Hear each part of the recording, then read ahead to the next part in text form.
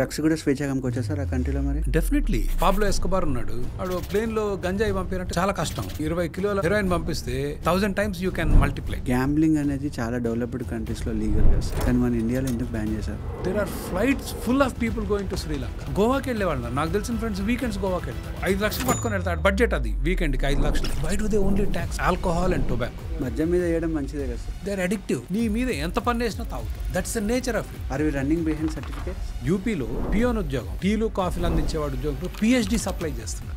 పిహెచ్డీలు ఒకరిద్దరు కాదు, వేలల్లో. కళ్ళద్దాలు పెట్టుకున్న వాళ్ళు కూడా చంపారు. కళ్ళద్దాలు బికాస్ నా కళ్ళద్దాలు వచ్చి you must be educated. Free RTC bus అన్నారు. ఫ్రీనా? Not really. మన ముఖ్యమంత్రి రేవంత్ రెడ్డి గారు కానీ చంద్రబాబు నాయుడు గారిని వాళ్ళ జేబుల నుంచి కానీ వాళ్ళ వ్యాపారాల నుంచి కానీ తీసిస్తారా? మన దగ్గర రైతు రాజులాగా ఉన్నప్పుడు India was the wealthiest country. ఏ దేశంలో రైతు రాజు చెప్పరా? ఒక దేశం పేరు చెప్పండి. Why do we glorify this? మన దేశ సార్వభౌమత్వాన్ని తాకట్టు పెట్టేస్తుంది కాంగ్రెస్ ప్రభుత్వం. They were cheated, they were looted, they were exploited. వాళ్ళు దోపిడీకి గురయ్యారు.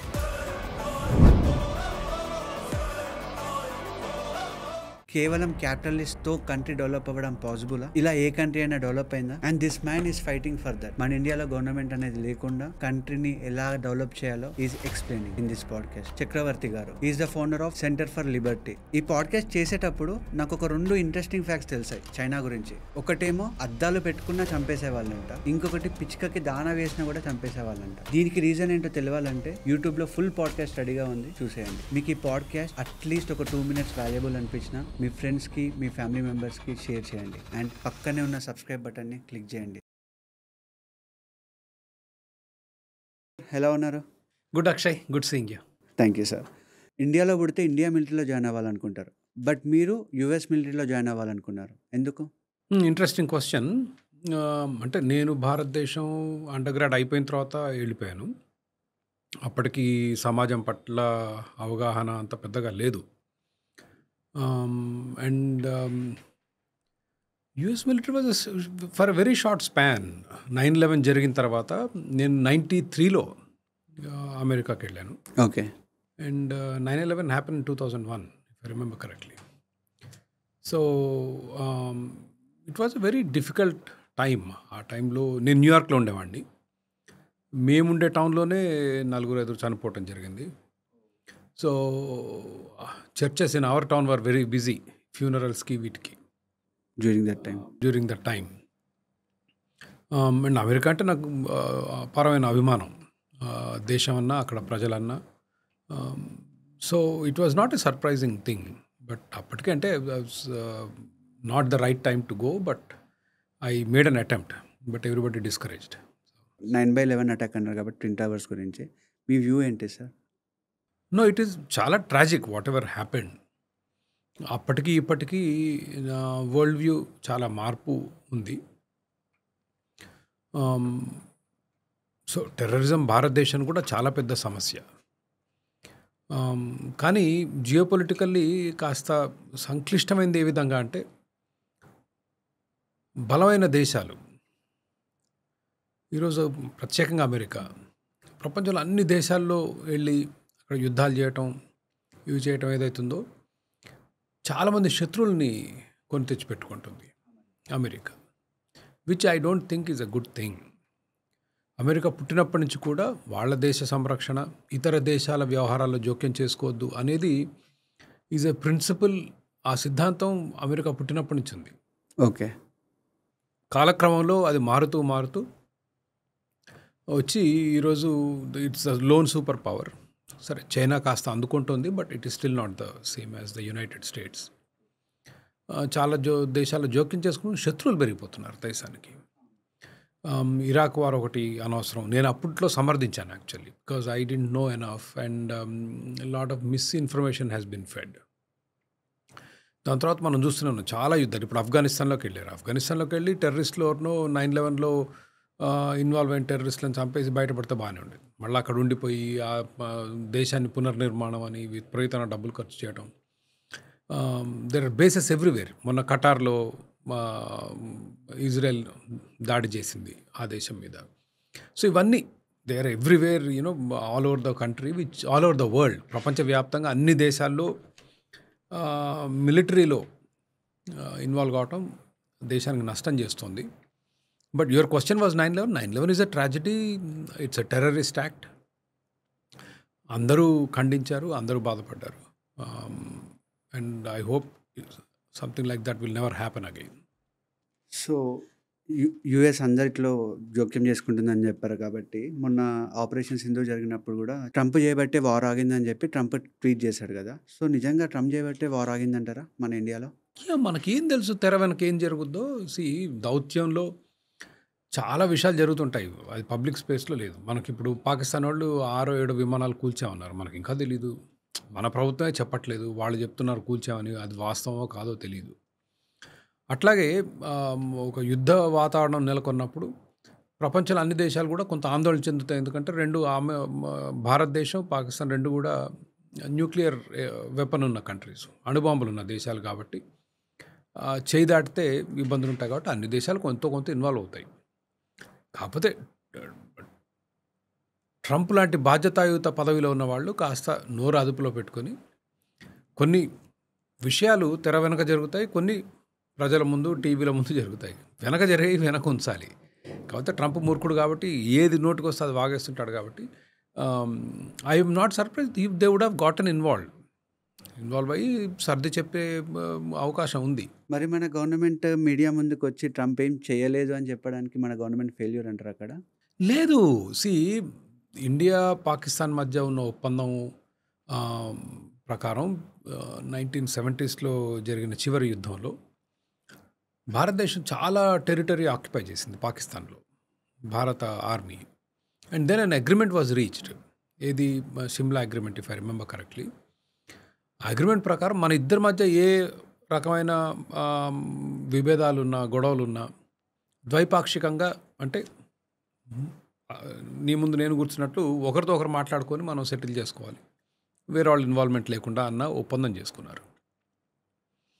So India insist that it happens bilaterally అంటే పాకిస్తాన్, భారతదేశం మాట్లాడుకొని వాళ్ళ మధ్య ఉన్న విభేదాలని పరిష్కరించుకోవాలి. So that is why they say other countries have not gotten involved because that will be in violation of Shimla Agreement. Me video ఎక్కడో చూస్తుంటే మిల్టన్ ఫ్రీడ్మన్ మీకు ఇన్స్పిరేషన్ అని చెప్పి చూశాను. మీరు మిల్టన్ ఫ్రీడ్మన్కి ఇన్స్పైర్ అవ్వడానికి రీజన్ ఏంటి? In terms of political philosophy, రాజకీయ సిద్ధాంతం మీద చాలా కన్ఫ్యూజన్ ఉండేది.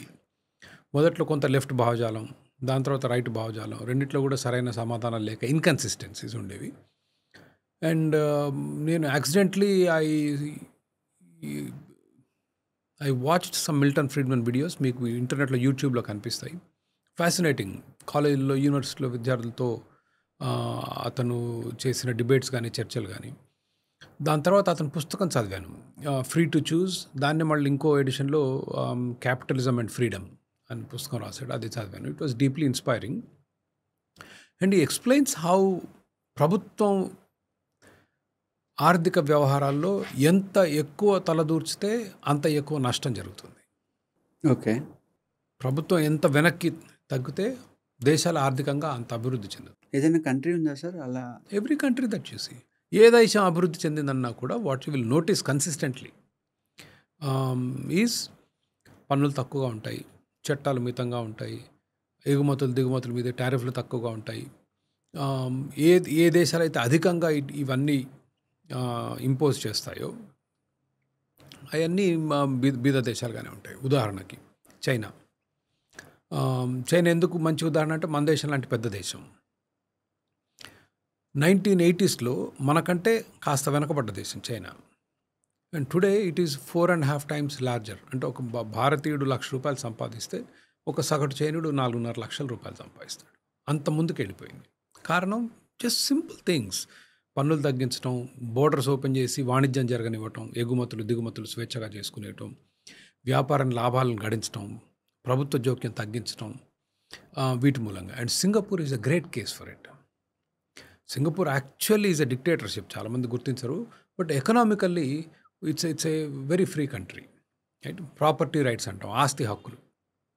మీ ఆస్తి ఎవరు లాక్కోకుండా కాపాడటం. Singapore is very strong on property rights. Taxation చాలా తక్కువగా ఉంటుంది. ట్రేడ్ స్వేచ్ఛగా వాణిజ్యం చేసుకొని ఇస్తారు. So we can go on and on. Taiwan and Hong Kong was the freest country ఇది చైనా ఆధీనంలోకి పోకముందు. ఇప్పుడు కూడా Hong Kong has special privileges, very high income levels. దేవర్ అమెరికా కన్నా కూడా చాలా స్వేచ్ఛాయుత వాణిజ్యం చేసే దేశం ఒకప్పుడు హాంకాంగ్. అంటే ఇప్పుడు చైనాలో భాగం కాబట్టి ఒకప్పుడు అంటున్నాను. ఇప్పుడు also it does real well. South Korea is another great example.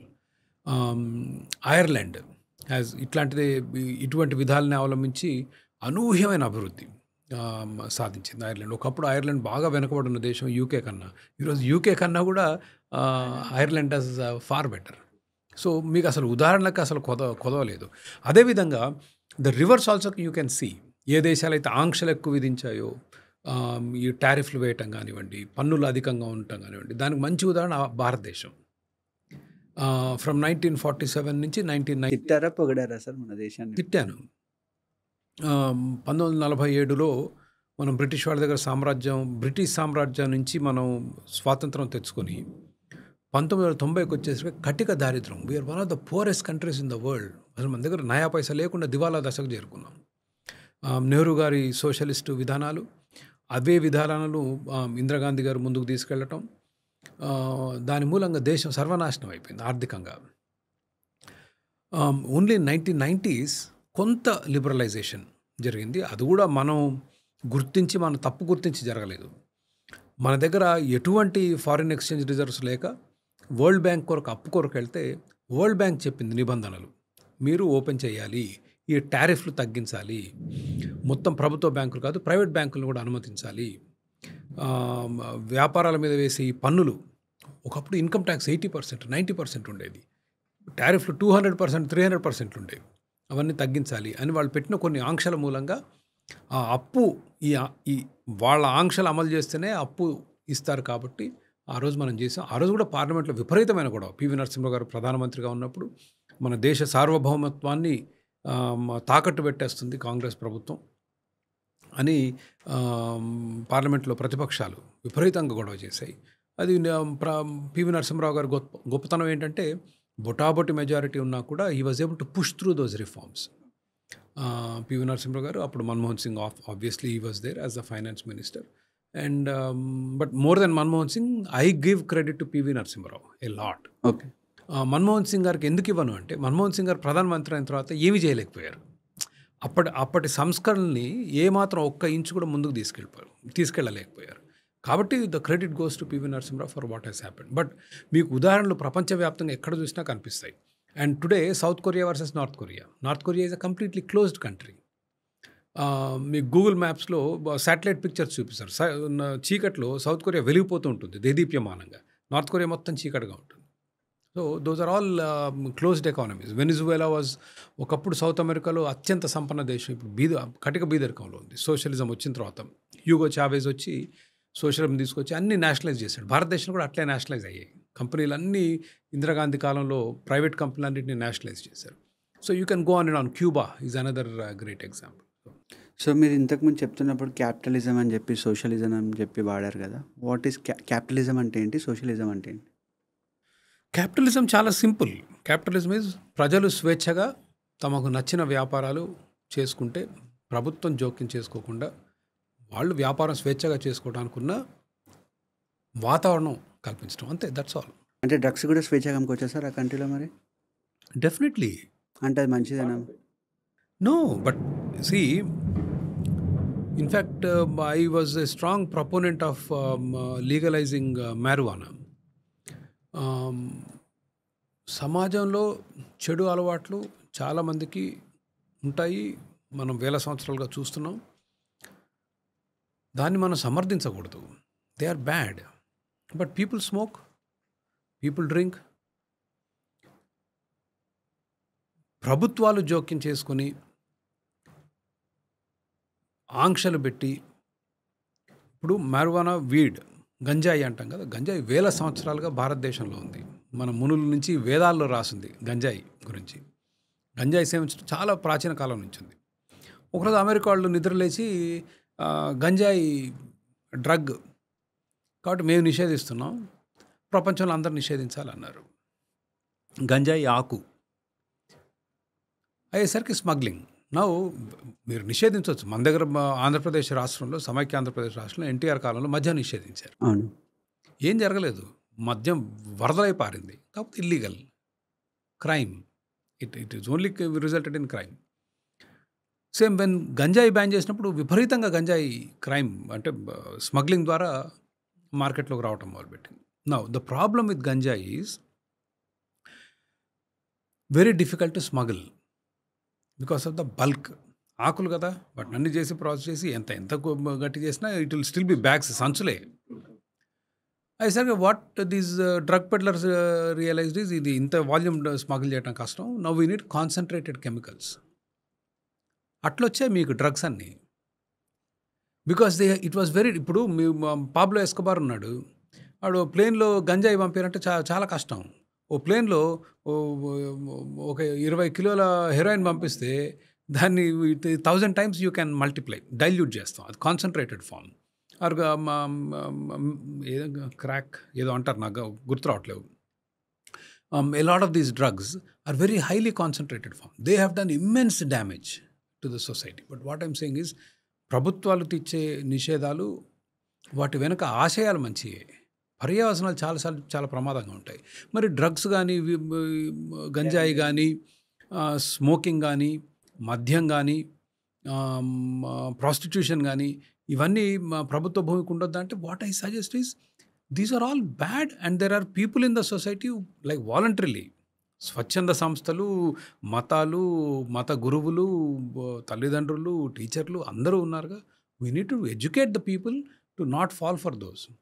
మీరు కేవలం నిషేధించినంత మాత్రం ఆగట్లేదు. హైదరాబాద్లో గంజాయి విచ్చలవిడిగా దొరుకుతుంది, మీకు తెలుసో లేదో, విచ్చలవిడిగా.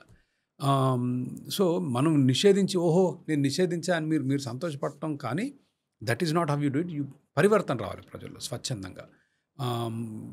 నిషేధాన్ని what we look at it as హింస ఆర్ బలప్రయోగం. బలవంతంగా అక్షయ్ నువ్వు గంజాయి తాగకూడదు అని చేతులు కట్టేయటం అనేది అనైతికం. Because you as a human being has a right to live, నీ జీవితం నీకు నచ్చిన విధంగా జీవించే హక్కు నీకుంది. కానీ నేను చెప్పొచ్చు, అక్షయ్ ఈ విధంగా గంజాయి కానీ ఇతర మత్తు పదార్థాలు కానీ వాడటం వల్ల నీ ఆరోగ్యం పాడవుతుంది, నీ కుటుంబ సభ్యులు ఇబ్బందుల్లోకి వస్తారు, ఆర్థికంగా ఇబ్బందులు వస్తాయి, పిల్లలకు సమస్యలు వస్తాయి, ఇవన్నీ సమస్యలు ఉన్నాయి. ఆ విధంగా మార్పు తీసుకొచ్చే ప్రయత్నం చేయాలి కానీ బలవంతంగా కాదు అనేది is what. Socialism going back to capitalism is again, capitalism is the most fundamental principle on the wall. If you see there is what we call is NAP, అక్కడ వెనక కనిపిస్తుంది. నాన్ అగ్రెషన్ ప్రిన్సిపల్, అహింస. Mahatma Gandhi was also believed in the same principle, అహింస. స్వచ్ఛందంగా ప్రజలు చేసే పనులకు అడ్డుకోకూడదు till నేను మీకు హాని చేయనంత వరకు, మీకు భౌతికంగా హాని చేయనంత వరకు. చాలామంది అంటారు నీ చెయ్యి ఫ్రీగా ఊపే అవకాశం ఉంది, నీ మొహానికి తగలనంత వరకే. నా స్వేచ్ఛ ఎంతైనా ఊపుకోవచ్చు, నీ మొఖానికి తగలకూడదు. అంటే నేను ఇప్పుడు పోయి చంపేస్తున్నావు, నేను అది స్వేచ్ఛ అవ్వదు, right? Because you are hurting somebody. కానీ నీకు నచ్చిన చదువు, నీకు నచ్చిన సినిమా, నీకు నచ్చిన వాళ్ళతో స్నేహితం చేయటం, నీకు నచ్చిన విధంగా జీవించటం, వీటిలో ఎవరు కూడా జోక్యం చేసుకోకూడదు. ఇతరులకు ఇవేవి వేరే వాళ్ళకి హాని చేయక ఏదో పుస్తకం చదువుతున్నాం, ప్రభుత్వాలు పుస్తకాలు బ్యాన్ చేస్తాయి, సినిమాలు బ్యాన్ చేస్తాయి, సమాజానికి మంచిగా ఉంటాయి. సమాజం మంచిగా అని చెప్పండి, కానీ చూడొద్దు అనే స్వేచ్ఛ నాకు ఉండాలి, రైట్? సో చూడొద్దు అని బలవంతంగా బ్యాన్ చేస్తే వీ కన్సిడర్ ఇట్ యాజ్ హింస, బలప్రయోగం. Now so that's capitalism is free trade. స్వేచ్ఛగా మీరు ఉత్పత్తి చేసింది ఇతరులకు అమ్ముకోవటం, మీ ఆస్తికి రక్షణ కల్పించటం, ఇవి part of the capitalism. Socialism is సమాజం, వ్యక్తి కాదు, సమాజానికి మంచిది. కొంతమంది తెలివైన వాళ్ళు ఒక దగ్గర కూర్చొని ఈ సమాజానికి ఏది మంచిదో నిర్ణయిస్తారు. మీన్స్ ఆఫ్ ప్రొడక్షన్ అంటే మన రకరకాల వస్తువులు, ఇప్పుడు ఇక్కడ చూసే వస్తువులన్నీ ఉన్నాయి. మైక్ ఉంది, ఫోన్ ఉంది, పుస్తకం ఉంది, మీ దగ్గర ల్యాప్టాప్ ఉంది, ఈ లైట్లు ఉన్నాయి. ఇవన్నీ ఎంత అవసరమో ఈ తెలివైన వ్యక్తులందరూ కూర్చొని ఒక లెక్క వేస్తారు. మన దేశంలో 140 కోట్ల జనాభా ఉంది, వీళ్ళందరూ అవసరాలు ఇవి, ఇంత బియ్యం కావాలి, ఇంత కూరగాయలు కావాలి, ఇంత ఒడ్లు కావాలి, ఇన్ని లైట్లు, ఇన్ని కార్లు, ఇన్ని ఫ్రిడ్జ్లు, ఇన్ని ఏసీలు చేసి then they will manufacture, they will employ people and that is how it is done. The only problem is ఏ మనిషి ఎంత మేధావి అయినా కూడా ప్రజల భవిష్యత్ అవసరాలు గుర్తించలేరు. And that is where it has failed. Like ఒక ఐఏఎస్ ఆఫీసర్ల సమూహం గుంపు ఒక మైక్రోసాఫ్ట్ అవసరం పడుద్దని ముందు గుర్తించి పెట్టలేరు, ఒక గూగుల్ పెట్టలేరు, ఆర్టిఫిషియల్ ఇంటెలిజెన్స్ తీసుకురాలేరు, రైట్? మరి ఎట్లా వస్తాయి ఇవన్నీ? Trial and error. ప్రతి వ్యక్తి నేను వ్యాపారం చేస్తా, డబ్బులు సంపాదిస్తా అంటారు. చేసేది వ్యాపారం, డబ్బులు కాదు అని మనం అనుకుంటున్నాం. కానీ నీకు వ్యాపారం చేసి డబ్బులు సంపాదించాలంటే ఏం చేయాలి? ఇప్పుడు అక్షయ్ ఉన్నాడు, ఇవాళ ఈ పాడ్కాస్ట్ చేస్తున్నాం. నువ్వేమనుకుంటున్నావు? చాలామంది చూస్తారు, నా ఛానల్ చాలా పాపులర్ కావాలి. No, what is happening really behind the screens is ప్రజలకు అవసరం ఏంటి అని నువ్వు ఒక అటెంప్ట్ వేస్తున్నావు. You are making an attempt to see నేను చేసే పని 10 మందికి ఉపయోగపడాలి. నీకు 1 మిలియన్ వ్యూస్ వచ్చాయి, యు ఆర్ హ్యాపీ, నాకు 1 మిలియన్ వ్యూస్ వచ్చాయి, నా రెవెన్యూ పెరిగింది. నో, కానీ అంతమంది చూశారు కాబట్టే నీకు రెవెన్యూ వచ్చింది. సో ఇట్లా అక్షయ్ సక్సెస్ కావచ్చు, ఫెయిల్ కావచ్చు. ప్రతి మనిషి ప్రయత్నిస్తాడు రకరకాలు. ఒకరు లైట్లు చేస్తారు, ఒకరు ఫోన్లు చేస్తారు, ఒకరు కార్లు చేస్తారు, కొన్ని వర్కౌట్ అయితే కొన్ని. This trial and error. క్యాపిటలిజంలో ప్రతి మనిషి స్వేచ్ఛాజీవి, ప్రతి ఒక్కరు ప్రయత్నిస్తుంటారు. మరి కంట్రీ ఎలా డెవలప్ అవుతుంది సార్ క్యాపిటలిజం తీసుకుంటే? సో ఆ ప్రయత్నంలో ప్రజల అవసరాలు ఏంటి అని గుర్తిస్తాం అన్నమాట. సో లాభాల్లో ఉన్నాడు, బాగా లాభాలు గడిస్తున్నాడు అంటాం కదా, అంటే వాడు అందరికి అవసరాలకు బాగా అవసరాన్ని తయారు చేస్తున్నాడు. That is how the country develops. ఈ తెలివైన వాళ్ళు కూర్చొని ప్రజల అవసరాలు గుర్తించడం అనేది అసాధ్యమైన పని. If you just go to look at Amazon, నాకు తెలిసి 50-60 లక్షల ప్రోడక్ట్స్ ఉన్నాయనుకుంటా అమెజాన్లో. నో హ్యూమన్ క్యాన్ 5,000 మంది మేధావులను తీసుకొచ్చి ఒక గదిలో కూర్చోబెట్టి వాళ్ళకి కావాల్సిన అన్ని ఇచ్చి ఇప్పుడు చెప్పండి రా మా భారతదేశంలో అందరికీ ఏం కావాలో ఎట్లా చేయాలంటే చెప్పలేరు. చెప్తాం అంటారు, ప్లానింగ్ కమిషన్లు ఇవన్నీ అవే. No, they cannot. So when people are free and trading, that's how countries prosper. అంటే మనకి we can see through evidence. ఈ దేశాలన్నీ ఇందా నేను చెప్పినట్లు హాంకాంగ్ కానివ్వండి, సింగపూర్ కానివ్వండి, అమెరికా కానివ్వండి, చాలా యూరోపియన్ దేశాలు కానీ ఈ పద్ధతుల్లో ప్రజలకు స్వేచ్ఛ స్వాతంత్రాలు ఇవ్వటం కాదు, అపారమైన సంపద సృష్టించగలిగాయి. డిక్టేటర్షిప్ అని చెప్పారు కదా సార్. సో చైనా ఈ రోజు అంత డెవలప్ అవ్వడానికి డిక్టేటర్షిప్ అయిన రీజన్ అంటే you himself is announced as a president till he live. It's చాలా మంచి ప్రశ్న Akshay. It's a difficult question. కారణం ఏంటంటే భారతదేశం ప్రజాస్వామ్యం and we're struggling quite a bit. ప్రజాస్వామ్యం మూలంగా కూడా కొంత నష్టం జరుగుతుంది భారతదేశానికి ఆర్థికంగా. చైనా ఎదగటానికి డిక్టేటర్షిప్ కన్నా కూడా ఎకనామిక్ పాలసీ. ఇప్పుడు ఆఫ్రికా దేశాలకు వెళ్ళారనుకోండి, చాలా దేశాలు డిక్టేటర్షిప్సే, బట్ భయంకరంగా ఉన్నాయి పరిస్థితులు అక్కడ. మనకన్నా చాలా వర్స్ట్. సింగపూర్ కూడా almost a dictatorship, but they are doing really well. So but at the same time there are a lot of democracies that are doing really well. I mean, United States is a thriving economy కదా, చాలా గొప్పగా పనిచేస్తుంది. ఇప్పుడు 250 ఏళ్ల సంవత్సరాలుగా it is doing well. Sir ups and downs ఇక్కడ అక్కడ వస్తూ ఉంటాయిలేండి, కానీ అండ్ భారతదేశం డిడ్ ఓకే, పర్వాలేదు. చాలా యూరోపియన్ దేశాలు, France is a democracy, UK is a democracy, Ireland is a democracy, Germany is a democracy, Sweden, Norway, I mean you can go on and on, Switzerland, Canada, అన్ని డెమోక్రసీసేగా, మనకంటే బాగా అభివృద్ధి చెందాయిగా. So I don't think it has anything to do dictatorship or democracy. చిన్న సవరణ ఇస్తాను కొద్దిసేపట్లో, but దానికన్నా ముఖ్యం పాలసీ అర్థం చేసుకోవటం. మన దేశం ఎటువంటి నిర్ణయాలు తీసుకుంటే అభివృద్ధి చెందుతుంది, ఎటువంటి నిర్ణయాలు తీసుకుంటే వెనకబడుతుంది, ఆ అవగాహన ఉన్న దేశాల్లో మార్పులు వచ్చాయి. ఉదాహరణ దుబాయ్, మిడిల్ ఈస్ట్ అంతంత మాత్రంగా ఉండేది. దుబాయ్ ఎంత అభివృద్ధి చెందింది. ఇవే విధానాలు వాళ్ళు కూడా, ఫ్రీ ట్రేడ్, ఓపెన్ ట్రేడ్, లో ట్యాక్సేషన్, ఇన్ఫ్రాస్ట్రక్చర్, ప్రభుత్వం ఇన్ఫ్రాస్ట్రక్చర్ నిర్మించడం అంతవరకు మితంగా అనూహ్యమైన ప్రగతిని సాధించాయి. బట్ క్వశ్చన్ ఈజ్, ప్రజాస్వామ్యంలో ఇట్ డస్ అపియర్ వ్యవస్థలు కొంత నిర్వీర్యం అయ్యి ప్రజల్లో చైతన్యం లోపించినప్పుడు ప్రజాస్వామ్యాలు ఇబ్బందుల్లోకి వస్తున్నాయి. మంచి ఉదాహరణ భారతదేశం. ఇవాళ మన తెలుగు రాష్ట్రాల్లోనే తీసుకుంటే గత ప్రభుత్వం కానీ ప్రస్తుత ప్రభుత్వాలు కానీ ఒకరితో ఒకరు పోటీపడి, నేను బియ్యం ఉచితంగా ఇస్తా అంటే నేను బర్రెలు ఉచితంగా ఇస్తాను, నేను కోళ్ళు ఇస్తా అంటే నేను కుక్కలు ఇస్తా అంటాడు. అసలు దానికి పర్థం లేదు. పుట్టినప్పటి నుంచి చచ్చిపోయేదాకా ఏమేం కావాలో అన్నీ ఇస్తా అంటారు.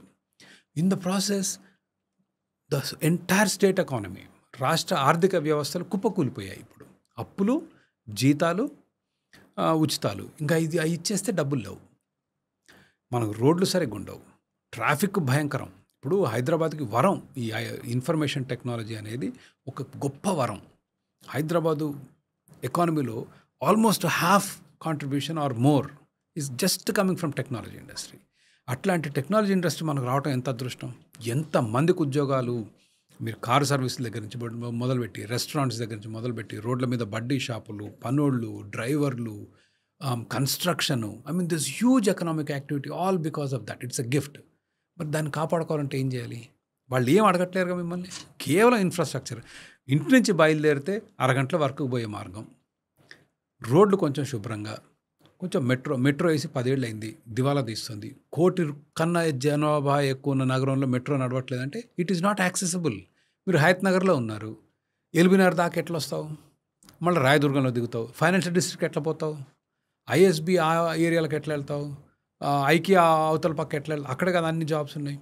వీ హ్యావ్ నాట్ బిల్ట్, అదో కట్టాం వదిలేసాం. People love metro ecology, they love it, కానీ యాక్సెసిబుల్ కాదు. రైట్, కొన్ని ప్రాంతాల్లో ఉంది మెయిన్ రోడ్స్లో కాదు. People want last mile connectivity. Right, కాలనీస్లోకి కూడా వెళ్ళాలి మెట్రో, వెళ్ళినప్పుడే వచ్చింది. But they didn't do anything. But the point I'm trying to make is, అంటే పాసిబుల్ అవుతుంది sir last mile connectivity metro? In many countries it is. You have to.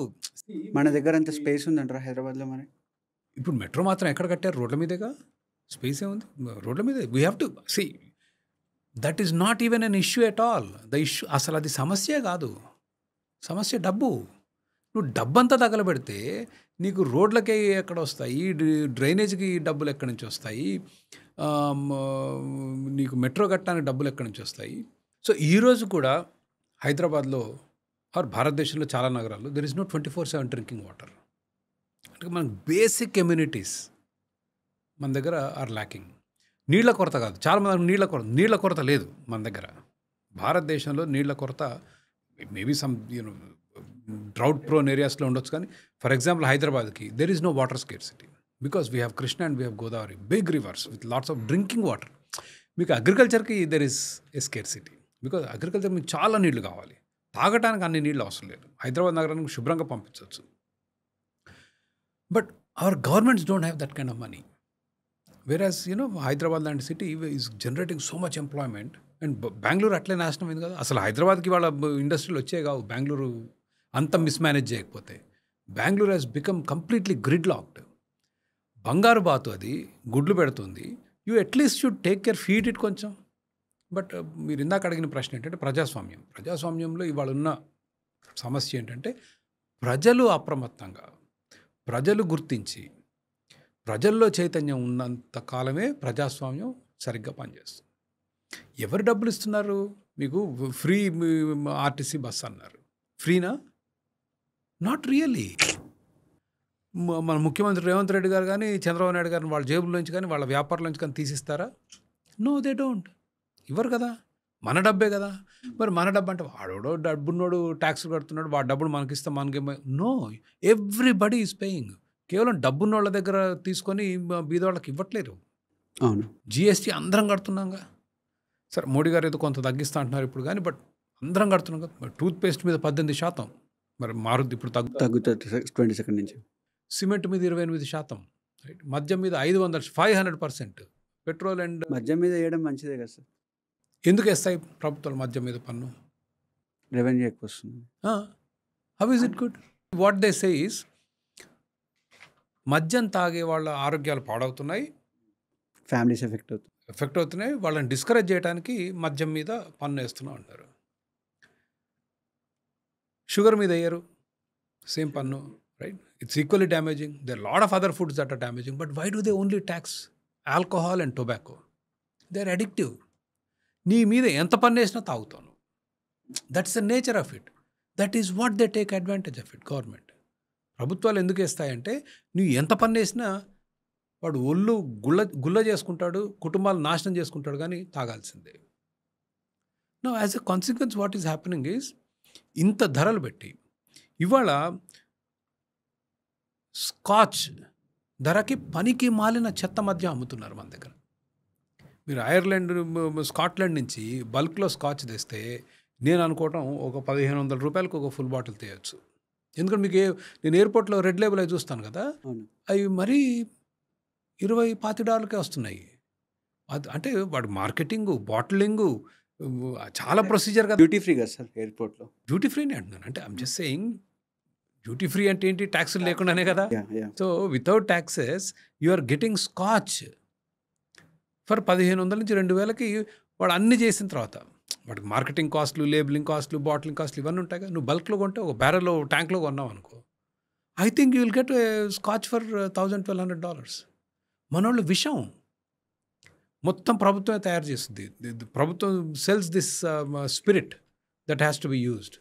They control the wine shops, they control the brands. ప్రతి చోట అవినీతి, వాళ్ళని దోచుకోవటం, ప్రజల్ని దోచుకోవటం. It has become a huge racket where they are pushing people into poverty. So ప్రభుత్వం ప్రజల మంచి కోసం చేస్తున్నది ఏమాత్రం నేను ఏకీభవించాను. Because you are destroying there lives. ఒకటి అధిక ధరలు, 2 నాణ్యత లేదు, నాసిరకం విషం వాళ్ళకి ఇచ్చేది మనం. మీరు అదే you allow the markets to function, let them compete. ఎవరిని పడితే వాళ్ళని తయారు చేయండి మద్యం. ఏంటి లైసెన్సింగ్ ఇది? మీ మద్యం దాకా ఉన్న ఆరోగ్యం పాడైతే they go to the court and you file a case. The licensing is here to loot people. ప్రజల్ని దోచుకోవటానికి అవి తీసుకెళ్ళి నీకు ఉచిత బస్సు ఇస్తా, 3 సిలిండర్లు ఇస్తా. This is what they do, right? And ప్రజాస్వామ్యంలో ఈరోజు నేనేం చెప్తున్నానంటే, where it appears that it is a trouble is, నాయకులు ప్రజల దగ్గరికి వెళ్ళి పోటీ పడుతున్నారు. 4,000 ఇస్తా అంటే నేను 5,000 ఇస్తా, 5,000 ఇస్తా అంటే 6,000 ఇస్తా. ఎవరు ఇస్తున్నారు? మీ కావు కదా, ప్రజలవే కదా. ప్రజలు గుర్తించాలి అది. దీనివల్ల ప్రజలకు అపారమైన నష్టం జరుగుతుంది. ఎక్కడి నుంచి వస్తున్నాయి? పన్నులు వేస్తున్నారు. ఇప్పుడు వ్యాపారం మీద మీరు పన్నులు వేశారు, 20%, 30%, 40% పన్నులు వేస్తే వాళ్ళ లాభాలు తగ్గుతాయి.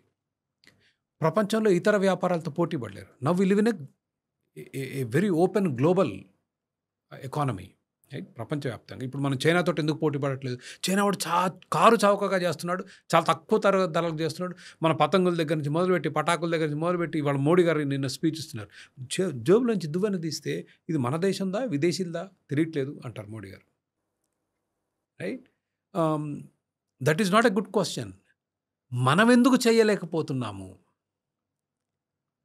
If our taxation is high, మన దగ్గర ఇప్పుడు వ్యాపారం చేసేవాడి దగ్గర 20-30-40% పన్నులు వేశారనుకోండి, అంతమంది లాభం తగ్గిందిగా, పోటీ పడలేడుగా, ధర పెరుగుద్దిగా. ఇప్పుడు 30% ట్యాక్స్, 30% ఆ దువ్వెన మీద వేయాల్సిందే కదా. వాడు జోబులోంచి తీసి ఇవ్వడు కదా.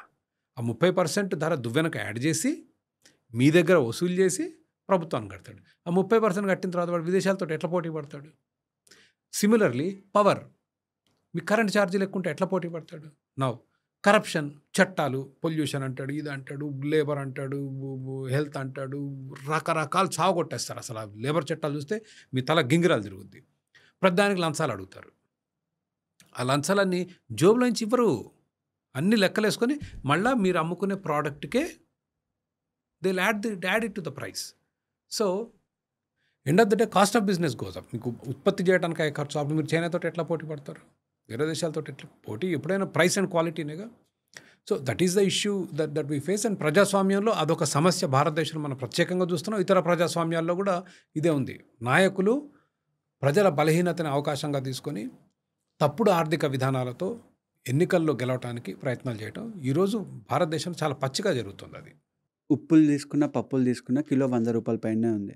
ఆయిల్ కూడా అంతే ఉంది. బట్ మొబైల్ డేటా మాత్రం చాలా చీప్గా దొరుకుతుంది. అది కరెక్టే అంటారా?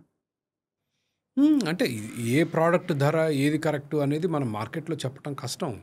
కాస్ట్ ఆఫ్ ప్రొడక్షన్, ఇందాక చెప్పినట్లు ఉత్పత్తికి అయ్యే ఖర్చు ఎంత, దాని మీద ఎంత లాభాలు వస్తున్నాయి, దాని ఆధారంగా ఒక ప్రోడక్ట్ ప్రైస్ డిటర్మిన్ అవుతుంది. వ్యవసాయం అంటే లాట్ ఆఫ్ ఇన్పుట్ కాస్ట్ కదా. మీరు లేబర్ వెళ్ళాలి, దాంట్లో ఫెర్టిలైజర్ పోవాలి, కెమికల్స్కి వెళ్ళాలి, ప్రతి సంవత్సరం చేయాలి.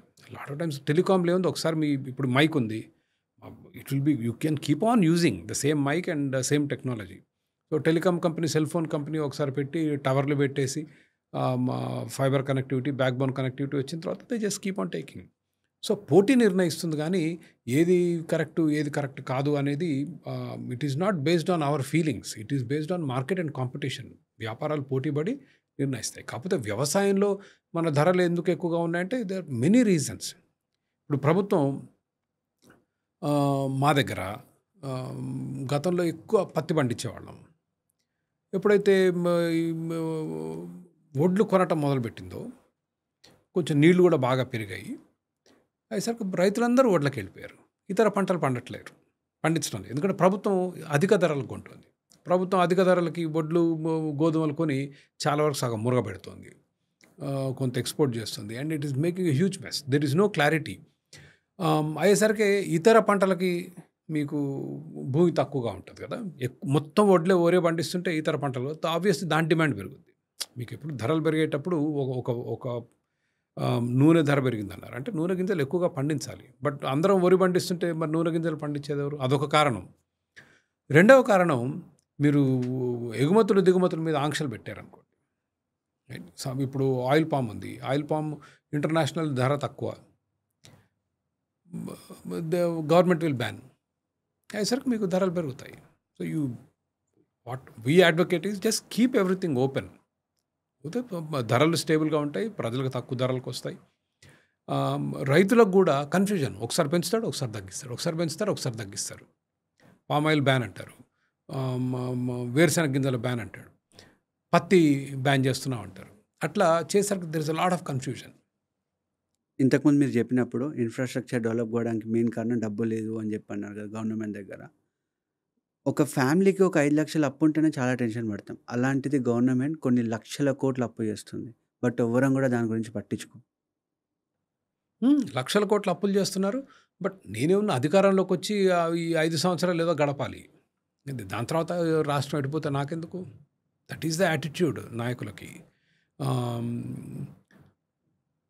ప్రజలు కూడా అంటే నాయకులు అట్లా చేయడానికి ప్రజల బాధ్యత కూడా కొంత ఉందిగా.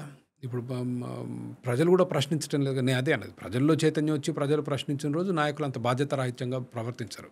ఎవరు అడగట్లేరు ఎక్కడి నుంచి వస్తాయి నీకు ఈ ఉచితాలకి డబ్బులు, ఈ పప్పులు, ఉప్పులు, బెల్లం అన్నీ ఇస్తూ ఉంటారు. ఎక్కడి నుంచి వస్తాయి? ప్రజల దగ్గర నుంచి తీసుకుంటేనే వస్తాయి కదా. సో బాధ్యత రాహిత్యం ఎందుకంటే I'm only there for 5 years. ఈ 5 ఏళ్లలో అధికారం చెలాయిస్తాం, సంపాదించుకుంటాం, జనాలకు ఏదో చెప్తాం, ఇది ఇస్తున్నాం అది ఇస్తున్నాం ఫ్రీగా అని ఇచ్చి దాని తర్వాత they will go. There is no guarantee. మళ్ళీ వచ్చే నెక్స్ట్ ఎవరో చూసుకోవాలి దాని సమస్య. So it's a nature of the government. So ప్రజాస్వామ్యం ఉన్న సమస్య కూడా అదే. There was a fascinating book, democracy the god that failed అని. Hans Hermann Hoppe makes an argument that రాచరికాల్లో ఎక్కువ అభివృద్ధి జరిగింది ప్రజాస్వామ్యాల కన్నా అని. ఎందుకు అంటే రాజుగారికి దేశం అంతా ఆస్తే, ప్లస్ 2 ఏళ్ళు 3 ఏళ్ళు 4 ఏళ్ళ చూసుకోడు, మొత్తం దేశం నా ఆస్తి తరతరాలుగా ఉండాలి కాబట్టి కాపాడుకుంటాడని what he presents an interesting argument. So they are more long term focused. మన నాయకులు ఏమన్నా ఈ ఎన్నిక గెలవాలి, ఈ ఎన్నిక గెలవకపోతే మా పార్టీ అయిపోద్ది. పోయినసారి ఆంధ్రప్రదేశ్ రాష్ట్రంలో వైసీపీ పాలన జరుగుతున్నప్పుడు టీడీపీ పార్టీ సూపర్ 6 అని ఒకటి అనౌన్స్ చేసింది, ఫ్రీ బీస్. 18 సంవత్సరాల మహిళలకు కూడా పెన్షన్లు, 18 year olds, అమ్మఒడి అని ఇంట్లో ఉన్న వాళ్ళు అందరికి పంచుతామని, ఫ్రీ బస్ టికెట్లని, ఫ్రీ సిలిండర్లని. TDP is a progressive party. ఏంటి గొడవ అంటే మేము ఈసారి 80% ఎన్నికలు గెలవాల్సిందే, గెలవకపోతే మా పార్టీ అసలు సర్వైవే కాదు, మనుగడ ఉండదు, పార్టీనే అయిపోద్ది. So that is how they think. It is not సమాజానికి ఏది మంచిది, ప్రజలకు ఏది మంచిది కాదు, మనం గెలవాలి. ఇప్పుడు బీజేపీ వాళ్ళని అడిగాం, right wing party, pro business party, అయినా కూడా దే డూ ఒక్క ప్రభుత్వ రంగ సంస్థ ఎయిర్ ఇండియా తప్పితే వేరే ఏం అమ్మలేదు, అన్నట్లే ఉన్నాయి, తినేస్తున్నాయి ప్రజల సొమ్ముని. ఏంటి అంటే అసలు ముందు ఎన్నికలు గెలవాలిగా, ఆ యూనియన్లతో వాళ్ళతో పెట్టుకుంటే ఎన్నికలు గెలవం. First we have to win elections, hook or crook, మేము గెలవాల్సింది ఎలక్షన్. గెలిస్తే అప్పుడు ఆలోచిద్దాం, మాకు చేతనైంది ఎంతో కొంత చేస్తాం. That is how they. ఈ గవర్నమెంట్ కంపెనీస్ వల్ల మన దేశానికి ఎంత నష్టం సార్? అపారమైన నష్టం, మామూలు నష్టం కాదుగా. It's a huge loss and sometimes you can't even quantify. ఇప్పుడు ఆయిల్ కంపెనీస్ ఉన్నాయి, అందరు నవరత్నాలు ఏదో అంటారు some of these companies that make profit of పాడా, దే హ్యావ్ మొనాపలీ. ప్రభుత్వం నుంచి స్పెషల్ ప్రివిలేజెస్, స్పెషల్ ప్రొటెక్షన్స్ ఉన్నాయనుకోండి, విపరీతం లాభాలు వస్తాయి. ఇప్పుడు అక్షయ్ మీరు యూ హ్యావ్ లెట్స్ సే ఓ పెట్రోల్ బంక్ ఉంది, ఆ ఊళ్ళో ఇంకొన్ని పెట్రోల్ బంక్ పెట్టుకొని నేను ఎక్కడ పోవాలి? అందరూ అదే అక్షయ్ దగ్గరకే రావాలి. అక్షయ్కి విపరీతంగా లాభాలు వస్తాయి.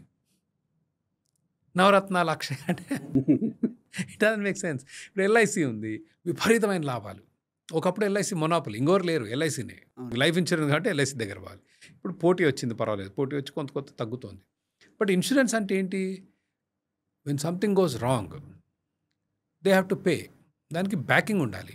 ప్రభుత్వ బ్యాకింగ్ ఉంటే అన్లిమిటెడ్ కదా, ప్రభుత్వమే నీకు వెనక బ్యాకింగ్ అన్నప్పుడు. ఇప్పుడు రిలయన్స్, టాటానో ఇంకొకరో పెట్టారనుకోండి ఇన్సూరెన్స్ కంపెనీ, ఓ పెద్ద డిజాస్టర్, హౌసింగ్ ఇన్సూరెన్స్ ఇస్తున్నారు, ఆరు క్రాప్ ఇన్సూరెన్స్ ఇస్తున్నారు, తుఫాన్ వచ్చింది, అది కట్టాలంటే అది తల ప్రాణం తోక్కొచ్చుద్ది. So they are judged based on how much corpus. ఈ ప్రమాదాలు జరిగినప్పుడు ఇప్పుడు ఎయిర్లైన్ ఫ్లైట్ ఏదో యాక్సిడెంట్ అయింది, చాలామంది చనిపోయారు, వాళ్ళకి డబ్బులు ఇవ్వాలి. ప్రైవేట్ ఇన్సూరెన్స్ కంపెనీస్ వాళ్ళు సొంత డబ్బులు ఇవ్వాలి. గవర్నమెంట్ అయితే గవర్నమెంటే బ్యాకింగ్ కదా. So it's very difficult to compete with them. So LIC చాలా గొప్ప ప్రాఫిట్ చేస్తుంటే ఆఫ్ కోర్స్ చేస్తుంది, because they are protected by the government and they are guaranteed by the government. So అట్లా ఎన్నో మైన్స్ ఉన్నాయి, మైనింగ్ కార్పొరేషన్ అని చాలా ఉన్నాయి. బట్ అన్నిటికంటే హార్మ్ఫుల్ ఏంటంటే బ్యాంక్స్ లక్షల కోట్ల రూపాయల బెయిల్అవుట్లు, ఎన్పిఏలు, ప్లస్ గవర్నమెంట్ బ్యాంకులు అంటే రాజకీయ నాయకులు వాళ్ళ చుట్టాలకి పక్కాలకు లోన్లు, ప్లస్ ఇప్పుడు మన అదాని గారి గురించి అందరూ మాట్లాడుతూనే ఉన్నారుగా, లోన్లు ఎన్ని ప్రభుత్వ రంగ బ్యాంకులు లోన్లు ఇస్తున్నాయి. సో ఇవన్నీ ప్రాబ్లమ్స్. అండ్ రాష్ట్రాల్లో కూడా ఉన్నాయి ప్రభుత్వ రంగ సంస్థలు. And the argument is very simple. మీకు ఉద్యోగం గ్యారంటీ అన్నప్పుడు మీకు పనిచేయాలనే డ్రైవ్ ఉండదు. ఎప్పుడైతే పోటీ పడుతుంటారో అండ్ మీ ఎంప్లాయర్ ఎవరైతే మీకు ఉద్యోగం ఇచ్చాడో అతను మిమ్మల్ని గమనిస్తుంటాడు, మీ వలన అతనికి లాభం జరిగినప్పుడే మీరు ఉద్యోగంలో ఉంటారు. రైట్? మీరు మైక్రోసాఫ్ట్కి పనిచేస్తున్నారు, మీకు ఒక 50 లక్షల జీతం ఇస్తున్నాడు. దాని అర్థం ఏంటంటే మీరు కనీసం 60 లక్షల విలువైన అవుట్పుట్ వాళ్ళకి ఇవ్వాలి. మీకు 50 లక్షల జీతం ఇస్తున్నారు, 30 లక్షలు ఇస్తున్నారు అనుకోండి, మీ అవుట్పుట్ ఉద్యోగం నుంచి తీసేస్తాడు. గవర్నమెంట్ జాబ్స్లో అట్లుండదు. You're always on the spot. Private సెక్టర్లో యూఆర్ ఆల్వేస్ బీయింగ్ వాచ్డ్. ఇతని వల్ల నాకు అక్షయ్ని పెట్టుకోవటం మూలంగా నాకు లాభం ఉందా లేదా, లేకపోయినప్పుడు తీసేస్తారు. బట్ గవర్నమెంట్ జాబ్లో ఏం లేదుగా, you go on and on. So where is the drive? Why should you? ఇప్పుడు మీరు స్కూల్ టీచర్ అనుకోండి, రిజల్ట్స్ వచ్చినా మీ ఉద్యోగం పోదు, రిజల్ట్స్ రాకపోయినా ఉద్యోగం పోదు. స్కూల్ పర్ఫార్మెన్స్ బాగున్నా పోదు, లేదు. టీచర్ పర్ఫార్మెన్స్ బాగాలేకపోయినా ఏం ఇబ్బంది లేదు, జీతాలు గ్యారంటీ, ఎవరు సస్పెండ్ చేయలేరు. ఎందుకు చెప్తారు చదువులు? So that is the problem with public sector. Public sector అంటే ఏదో ఒక భూతం అని కాదు. పబ్లిక్ సెక్టర్లో పోటీ లేదు. పోటీ లేనప్పుడు they not strive for excellence. వాళ్ళు ఏం చెడ్డ మనుషులు అనట్లేము, ఆ వ్యవస్థలోనే లోపం ఉంది. The way it is structured, there is a problem. మన తెలుగు స్టేట్స్లో ఎక్కువ మంది గవర్నమెంట్ జాబ్స్కి ప్రిపేర్ అవుతారు కదా. సో వాళ్ళకి పేరెంట్స్ నుంచే కదా సార్ ఫోర్స్ ఉండేది, అంటే గవర్నమెంట్ జాబ్ కొడితే ప్రాపర్గా లైఫ్ సెటిల్ అవుతుంది, ఫ్రీ కారు, ఫ్రీ ఇల్లు అని చెప్పి. అలాంటి వాళ్ళకి మీరు ఏం చెప్తారు సార్? నో అక్షయ్, ఇప్పుడు మనందరికి ఏం కావాలి? మంచి ఆదాయం కావాలి, రైట్? మంచి లైఫ్ కావాలి, స్టడీ లైఫ్ కావాలి. ఇప్పుడు ఈ సంవత్సరం ఉద్యోగం ఉంది, మళ్ళీ వచ్చే నెల పోతే మళ్ళీ ఆ తర్వాత వచ్చి we all want steady life, steady income, security అంటాం కదా, అందరం అంటాం కదా, సెక్యూరిటీ అందరికీ కావాలనుకోవటం సహజం. But it is the system that is the problem. మీరు కావాలనుకోవటంలో తప్పులేదు, but it is not viable. So మనం నిర్మించాల్సిన వ్యవస్థ ఏంటంటే ఆ ప్రభుత్వ ఉద్యోగాలు తక్కువ ఉన్న వ్యవస్థ నిర్మించుకుంటే సమాజం బాగుపడుద్ది. ఇప్పుడు యూపీలో మన దగ్గర కూడా ఉండొచ్చు పియోన్ ఉద్యోగం, అంటే ఒక టీలు కాఫీలు అందించేవాడు ఉద్యోగం, పిహెచ్డి సప్లై చేస్తున్నారు. పిహెచ్డీలు ఒకరిద్దరు కాదు, వేలల్లో. మాస్టర్ చేసిన వాళ్ళు 10,000 మంది అప్లై చేస్తున్నారు. గ్రేడ్ 4 అనుకుంటా, యూ కెన్ లుక్ అప్. ఒకసారి కాదు, ఇది చాలాసార్లు జరిగింది. వై? ఇంకెందుకు సార్ మరి చదువుకోవడం? నువ్వు అడగాల్సింది ఏంటంటే పిహెచ్డి వాడు పియోన్ జాబ్ ఎందుకు చేస్తా అనుకుంటా, because that's how valuable it is. Are we running behind certificates? No. What you are saying is apply చేసేవాళ్ళు తప్పనట్లేదు. మీరు ప్రభుత్వ ఉద్యోగాలు ఎంత దగులుబాజీ ఉద్యోగాలో మీరు గుర్తించాలని చెప్తున్నాను. ప్రభుత్వ ఉద్యోగాలు వాళ్ళకిచ్చే జీతాలు ఏం వాళ్ళేదో కష్టపడి దే ఆర్ నాట్ మేకింగ్ ఫోన్‌లో, ల్యాప్‌టాప్‌లో, కార్‌లో, మోటార్ సైకిళ్ళు, ఏసీలు, టీవీలు, ఫ్రిడ్జ్‌లు, లైట్లు ఏం చేయట్లేరు కదా వాళ్ళు. They don't produce anything. They are a drag on the economy. సరే కొన్ని వ్యవస్థలు కొంత ఉండాలి ఏది నడవటానికి. నేను ఇందాక చెప్పినట్లు ప్రజలకు రక్షణ కావాలి, పోలీసులు కావాలి, ప్రాపర్టీ రైట్స్ ఎన్ఫోర్స్‌మెంటు, కోర్టులు ఇట్లాంటివి కొన్ని అవసరం. కానీ చాలా అవసరం లేనివి ఉన్నాయి దాంట్లో. వాటన్నిటికి ప్రజాధనం తగలబడిపోతుంది. ఒకటి చట్టాలను అడ్డు పెట్టుకొని విపరీతంగా దోపిడీ. రైట్? సో అవి మనం తగ్గించాలి. ప్రజలు ఆ ఉద్యోగాలు కోరుకోవటంలో మనం తప్పుపట్టలేదు. ఎందుకంటే అది మనిషి నైజం. కానీ దానివల్ల జరిగే నష్టం ఏంటో గుర్తించి మనం ప్రభుత్వంలో సంస్కరణలు తీసుకురావాల్సిన అవసరం ఉంది. ఐ విల్ నాట్ సే ఇప్పుడు అక్షయ్ ఒక ఎంఆర్ఓ ఉద్యోగానికి అప్లై చేస్తున్నాడు, దాని కొరకు ఒక పరీక్ష రాస్తున్నాడు అంటే అక్షయ్లో లేదు తప్పు. ఆ ఉద్యోగాలు సృష్టించాం చూసాం మనం, ఆ వ్యవస్థను ఏదైతే సృష్టించామో దాంట్లో ఉంది లోపం. That is what we need to fix. అంటే ఎలాంటి చేంజెస్ వస్తే అలాంటి ప్రాబ్లమ్స్ ఫిక్స్ అవుతాయి? It's a long road Akshay. నేను అందుకే అన్నా ప్రభుత్వ భూమిక తగ్గాలి. ఎంత తగ్గాలి అంటే చెప్పలేము. You just reduce it. ఇప్పుడు ఉన్నదాన్ని ఒక దగ్గర ఆపండి. ఇప్పుడు ప్రతి సంవత్సరం డిఎస్సి ఇస్తూ ఉంటారు, మెగా డిఎస్సి. అదేదో మెగా సేల్ లాగా. ఒక్కసారి ఒక ప్రభుత్వ ఉద్యోగం పెట్టుకుంటే 40 ఏళ్ళు మొయ్యాలి గవర్నమెంట్.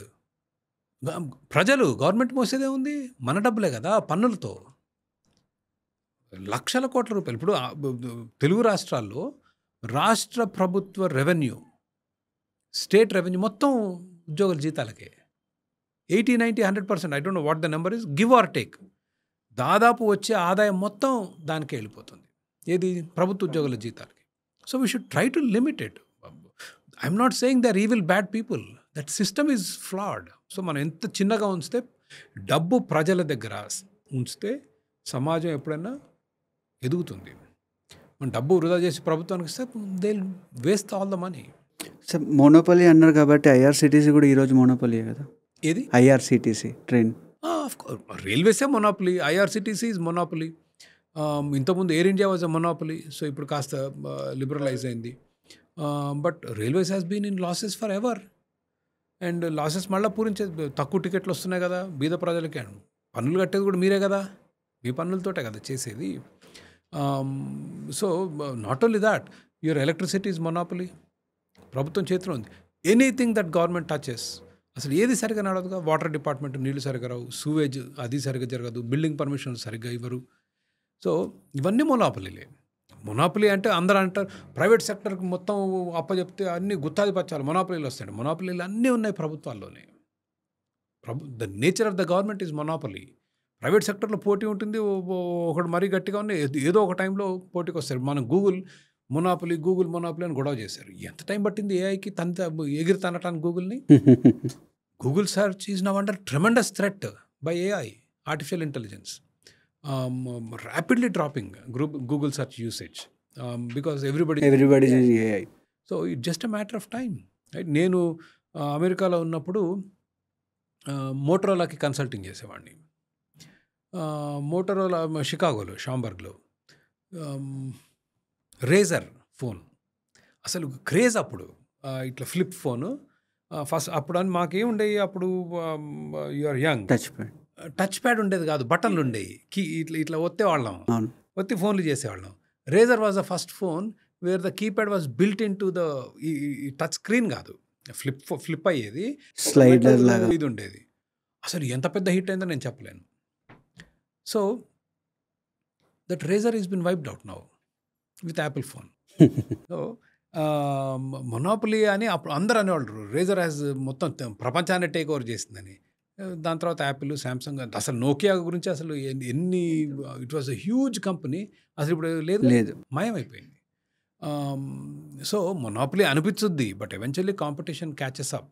బట్ ప్రభుత్వ మొనోపలీ ఎవరు బ్రేక్ చేయాలి, right? Whether your water department, electricity department, sewage, building permissions, ప్రతిదీ కదా. వాడు మొనోపలీ అంటే దోపిడీని బెదిరించి వసూలు చేయటమే, అంటే మామూలు అరాచకం కాదు. సార్ ఇప్పుడు యూఎస్ H-1B వీసాకి $1 lakh పే చేయాలని చెప్పి ఉంది కదా. సో అది మన కంట్రీకి బెనిఫిటా లేదంటే డ్రాబ్యాకా? నో డెఫినెట్లీ నష్టం చేస్తుందిగా. నష్టం చేయకుండా ఉండదు. వాళ్ళ దేశానికి ఇంకా నష్టం చేస్తుంది, మనకి నష్టం చేస్తుంది. Okay, it's more of a current affairs topic. I don't know, చూడాలి ఈ వారం. నేను అది నిలబడుతుందని అనుకోవట్లేదు కోర్టులో. Somebody will go to the court. See, అక్కడ ఇమిగ్రేషన్ చట్టం ఏం చెప్తుందంటే, అమెరికా అధ్యక్షుడికి దేశంలోకి ఎవరు రావచ్చు, ఎవరు రాకూడదు అన్న స్వేచ్ఛ అమెరికా అధ్యక్షుడు నిర్ణయించవచ్చు. బికాజ్ రిమెంబర్, ట్రంప్ మొదటిసారి ప్రెసిడెంట్ అయినప్పుడు 7-8 దేశాల నుంచి వచ్చేవాళ్ళు, ముస్లిం కంట్రీస్ నుంచి, మొత్తం బ్యాన్ చేశాడు. People went to court and court upheld it, saying Trump has the right. Trump అంటే అమెరికా అధ్యక్షుడికి దేశ సంరక్షణ కోసం ఎవరు రావాలి, ఎవరు రాకూడదు అని నిర్ణయించే హక్కు ఉందని. అదేవిధంగా చట్టంలో వీసా ప్రాసెసింగ్, బికాస్ అమెరికా ప్రభుత్వం ఇచ్చే వీసాలకు అయ్యే ఖర్చు మనం ఫీజు వసూలు చేసుకోవచ్చు అన్నది. But not this kind of money. $1,00,000 is not fee. కాబట్టి ఎవరో ఒకరు కోర్టుకు వెళ్తారు వచ్చే వారం. I'm guessing there will be a stay. But అంటే నేను ఎక్కడో చదివాను సార్, విన్నాను, ఒక రీల్ చూశాను. ఈ అమెరికా H-1B వీసా పెంచడం వల్ల మన కంట్రీలో స్టార్టప్స్ ఎక్కువ స్టార్ట్ అవుతాయి, టెక్ కంపెనీస్ వస్తాయని చెప్పి. Is that really possible? I think it is possible. ఆలోచించు, ఇప్పుడు మైక్రోసాఫ్ట్ ఉంది. ఐ థింక్ అమెజాన్లో 10,000, మైక్రోసాఫ్ట్లో ఒక 6-7 H-1Bలు ఉన్నట్టున్నారు. అమెజాన్లో 10,000 అన్నారు. మిగిలిన పెద్ద కంపెనీస్ అన్నిట్లో, ఏది ఫేస్బుక్, యాపిల్, ఇట్లాంటి కంపెనీలు అన్నిట్లో కూడా వేలల్లోనే ఉన్నారు H-1Bలు.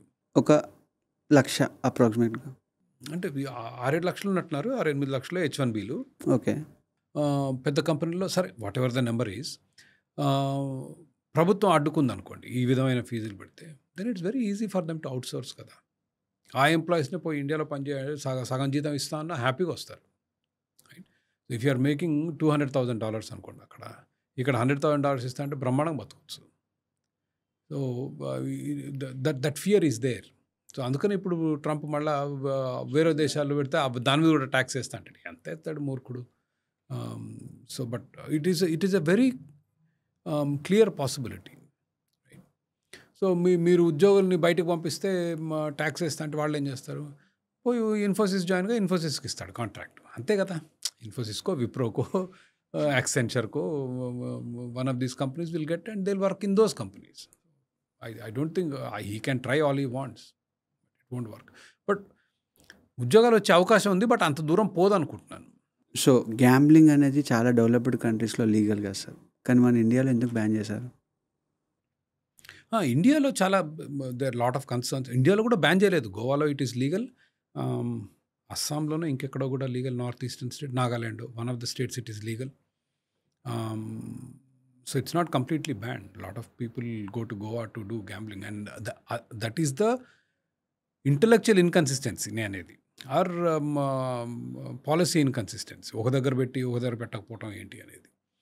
గ్యాంబ్లింగ్ ఎందుకు బ్యాన్ చేశారంటే that's common sense, just like why drugs are banned and why everything else the government bans. Again there is lot of inconsistency there. It's సమాజానికి మంచిది కాదు. జూదం ఆడితే కుటుంబాలు నష్టపోతాయి, చాలా సమాజానికి నష్టం జరుగుతుంది అనేది అంత బాగానే ఉంది. ప్రభుత్వం ఎంకరేజ్ చేస్తుంది smoking and alcohol. So why are you doing that and why are you letting it happen in Goa? మీరు గ్యాంబ్లింగ్ నిషేధించినంత మాత్రాన గ్యాంబ్లింగ్ ఆగిందా? లేదు. ఇప్పుడు మీరు నేను మా ఇంటికి రండి సాయంత్రం, అక్షయ్ కార్డ్స్ ఆడుకుంటాం డబ్బులతోటి, ఎవరు ఆపుతారు? నువ్వు ఇల్లీగల్ అంటాడు. ఏంటి ఇల్లీగల్? అందరూ ఆడతారు. So that is what I'm saying. Me intention, చట్టాల వెనక ఉన్న ఆశయం చాలా మంచి ఆశయం, కానీ దాని పర్యవసనాలు ఎట్లా ఎవడు పట్టించుకోకపోతే ఎట్లా? నా ఆశయం మంచిది కాబట్టి నేను చేస్తాను ఈ చట్టం అంటే, no, it doesn't make sense. And you can try stop gambling as much as you want, you cannot stop. But చాలా ఇతర నష్టాలు జరుగుతున్నాయి. ఏంటి? మీరు there are flights full of people going to Sri Lanka. Flights నిండా జనాలు మకా వెళ్తున్నారు. మన డబ్బంతా తీసి అక్కడ తగలబెడతారు. వాట్ ఈస్ గోవాకి వెళ్ళేవాళ్ళు నాకు తెలిసిన ఫ్రెండ్స్ వీకెండ్స్ గోవాకి వెళ్తారు. టు ప్లే ద గ్యాంబ్లింగ్ 5 లక్షలు పట్టుకొని వెళ్తాడు. బడ్జెట్ అది, వీకెండ్కి 5 లక్షలు.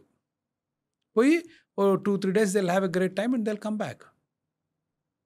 అసలు శ్రీలంక దర్ ఇస్ ఫ్లైట్లో, మీరు శ్రీలంక ఫ్లైట్ తీసుకుంటే సగం ఉంటారు గ్యాంబ్లింగ్ చేశాడు, సగం. Why? To prove what?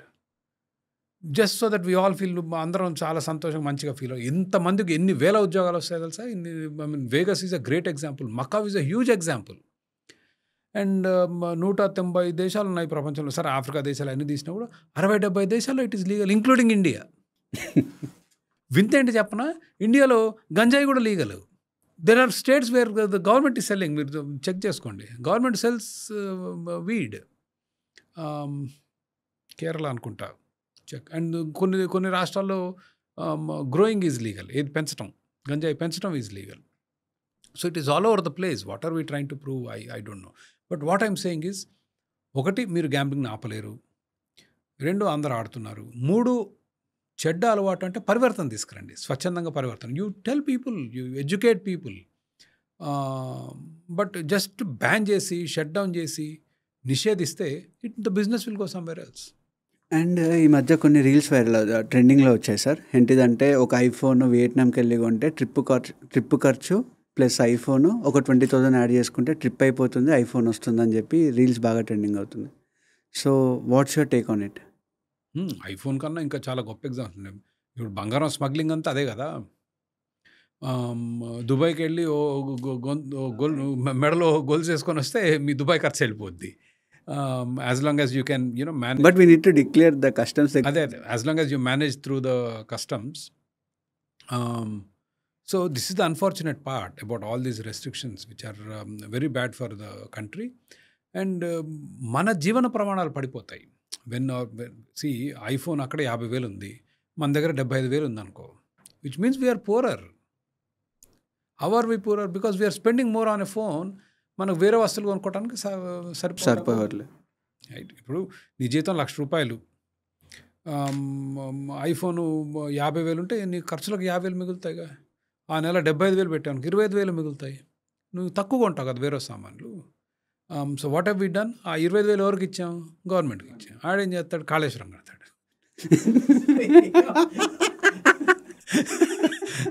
So I mean I know I'm being funny, but Kaleshwaram మీద ఎంత డబ్బు తగలబెట్టారు. Polavaram sir, Polavaram is still out. The verdict is out. Will have to wait and see. But Kaleshwaram అయితే డిజాస్టర్ కదా. 1,50,000 కోట్లు అంటే అసలు కెన్ యూ ఇమాజిన్? భారతదేశం అంటే ఒక బీద దేశం, 1,50,000 కోట్లు. ఈరోజు తెలంగాణ ప్రభుత్వం రేవంత్ రెడ్డి గారి ముఖ్యమంత్రి ఆధ్వర్యంలో 10,000 కోట్లు 15,000 కోట్లు దే ఆర్ స్పెండింగ్. ఇంట్రెస్ట్ ఒట్టి అది నీ కడుతూనే ఉండాలిగా. వాళ్ళ ప్రిన్సిపల్ ఉంది. And we're getting nothing out of it. Do you know what 10,000 crores is? More than $1 billion.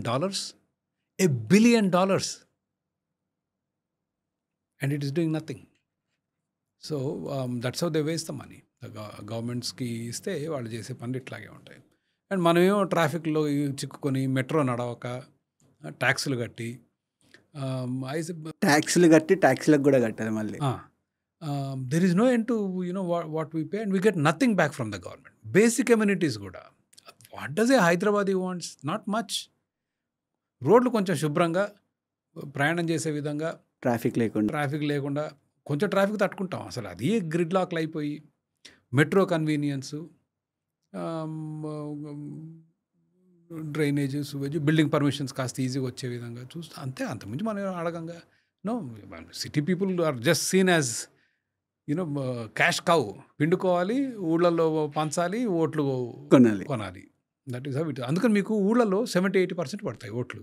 ఇక్కడ 40-50 పట్టాను గగనం. Because you get nothing out of this system.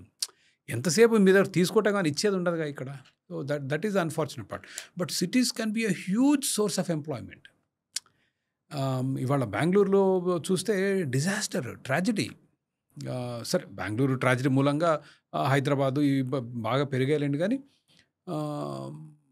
But they can create tremendous employment. వాళ్ళు ఐటీలో దాదాపు 10 లక్షలు అనుకుంటా హైదరాబాద్లో పనిచేసేది. 10 లక్షలు అంటే కుటుంబాలు, 10 లక్షల కుటుంబాలు అంటే దాదాపు 30-40 లక్షలు. మళ్ళీ వాళ్ళ మీద ఇంకో 30-40 లక్షల మంది. That's why I said Hyderabad is almost half of it is IT. ఎంత జాగ్రత్తగా కాపాడుకోవాలి. And it creates more employment. And ఊళ్ళల్లో ఎవరు ఉండాలని ఎవరు కోరుకోరు. వీళ్ళందరూ రైతు మహారాజు, రైతు బంగారు బాట పోవాలి. Nobody wants to be a farmer. Why? What do you get out of it? People want a more steady, comfortable job. మన కంట్రీలో ఒక ఇన్ఈక్వాలిటీ ఉంది సార్, చాలా పెద్ద ఇన్ఈక్వాలిటీ.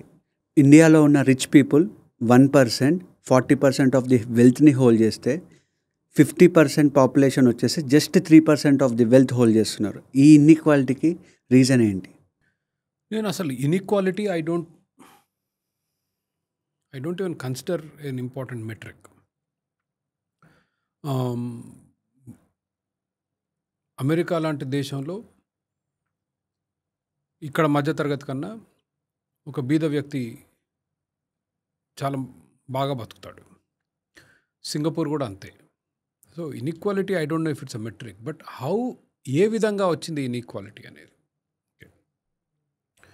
బిల్ గేట్స్ ప్రపంచంలో అత్యంత సంపన్నుడు ఒకప్పుడు, ఇప్పుడు సంపన్నుడే. Jeff Bezos was world's wealthiest. Elon Musk, సరే మస్క్ను కొద్దిసేపు పక్కన పెడదాం, ఇంకా చాలామంది ఉన్నారు, Zuckerberg, Larry Ellison, so on and so forth. ఏం చేసి సంపాదించారు అన్నది ముఖ్యం. దానికన్నా ఇన్ఈక్వాలిటీ అంటే it all depends on what you are doing. మీకు ఎప్పుడు వచ్చింది సంపద? సమాజానికి అపారమైన సేవ చేస్తేనే వచ్చింది. బిల్ గేట్స్ ఏం సేవ చేశాడు? మీరు మీ దగ్గర ఉన్న ఆ డివైస్లో ఏదైతుందో, ఇప్పుడు మీరు చూస్తున్న device right now as you do the interview, అది ఒక రూమ్లో పట్టేది ఒక కాలంలో, ఒక గది, అంటే ఒక లార్జ్ డేటా సెంటర్లో. అది ఇప్పుడు మీ చేతిలో, మీ పామ్లోకి వచ్చింది, అరచేతిలోకి. That is how small it has become. ఈ బ్రాట్ కంప్యూటర్స్ టు డెస్క్టాప్ అయింది, దాని తర్వాత ల్యాప్టాప్ అయింది. దానివల్ల కోట్లాది మంది లాభం పొందారు. అట్లాగే Amazon. So when they do a lot of service to the society, then they become wealthy. Now వాళ్ళకు వచ్చిన డబ్బు ఏం చేస్తారు? మొన్న we're trying to do a study, దాంట్లో వీ లుక్డ్ అప్ ఏది, సరే బిల్ గేట్స్ అంటే కాస్త ఈ మధ్య డైవర్సిఫై చేసి, బికాస్ బిల్ గేట్స్ రిటైర్డ్, కొంత డబ్బు చారిటీల్లో వాటిలో వీటిలో పెడుతున్నాడు. కానీ మీరు Jeff Bezos, Zuckerberg, Elon Musk, Larry Ellison, వీళ్ళెవరు వెల్త్ చూసినా అంతా స్టాక్లోనే ఉంటుంది. అది క్యాష్గా, డబ్బులుగా వాళ్ళ పరుపుల కింద ఉండవు. మన ఇండియాలో అయితే పొలిటీషియన్స్ ఇంట్లో అలాగే సంపద అని మనం వీఆర్ హైపర్ వెంటిలేటింగ్. ఏం చేస్తుంది ఆ డబ్బు? స్టాక్స్లో ఉందంటే ఏంటి దాని అర్థం? వ్యాపారాల వృద్ధికి ఉపయోగపడుతుంది. ఆ వ్యాపారం ఎంతమందికి ఉపాధి కల్పిస్తుంది? 10,000 మందికి ఉపాధి కల్పిస్తుంది. వాళ్ళు సంపాదించిన దాంట్లో 1%, 1% కూడా తినరు. మరీ ఈలాన్ మస్క్ అయితే అక్కడే నేల మీద పడుకొని పనిచేస్తాడు. రోజుకు 18 గంటలు, వారానికి 60-70 గంటలు పనిచేస్తారు. అది మనిషిలో ఉన్న డ్రైవ్ అది. So inequality I don't take it very seriously, but poverty is an issue. బీదరికం, ఆకలి, డిజీజ్, మాల్నరిష్ చిల్డ్రన్, అంటే తినటానికి తిండి లేని చిన్నారులు, వాళ్ళ జీవితాలు ఎట్లా బాగుపడాలని ఆలోచించాలి. Now there is an inequality that really bothers me, which is ప్రభుత్వాన్ని అడ్డం పెట్టుకొని వ్యాపారాలు చేసి విపరీతంగా సంపాదించేవాళ్ళు భారతదేశం నిండా వాళ్ళే ఉంటారు. And that is a problem. ఎందుకని? They are not becoming rich. వాళ్ళ సంపద వాళ్ళ మేధో సంపత్తితో వచ్చి సమాజానికి సేవ చేసి సంపాదించింది కాదు.